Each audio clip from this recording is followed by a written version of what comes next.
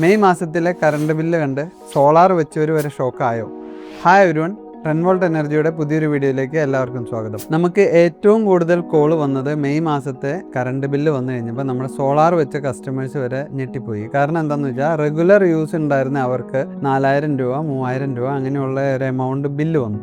അങ്ങനെ current bill വരാൻ ഒരു കാരണമുണ്ടായിരുന്നുള്ളൂ. നമ്മൾ KCB മാർച്ച് മാസത്തിൽ സെറ്റിൽമെൻറ്റ് നടത്തും എന്ന് പറഞ്ഞാൽ നമ്മൾ എക്സ്പോർട്ട് ചെയ്ത് ബാങ്കിൽ കിടക്കുന്ന യൂണിറ്റ് അവർ സെറ്റിൽ ചെയ്തിട്ട് അതിന് എമൗണ്ടാണ് നമുക്ക് തരുന്നത്. 3 രൂപ 10 പൈസ വെച്ച് ഒരു എമൗണ്ട് തരും. അപ്പോൾ നമ്മുടെ ബാങ്ക് അന്നേരം സീറോ ആവും.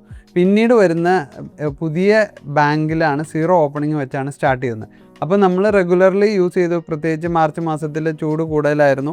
അപ്പോൾ മാർച്ച് ഏപ്രിൽ മാസങ്ങളിലൊക്കെ നമ്മൾ ഏറ്റവും കൂടുതൽ നന്നായിട്ട് യൂസ് ചെയ്തു. ആ ബില്ലാണ്, ഏപ്രിൽ മാസത്തെ ബില്ലാണ് നമുക്ക് മെയിൽ വന്നത്.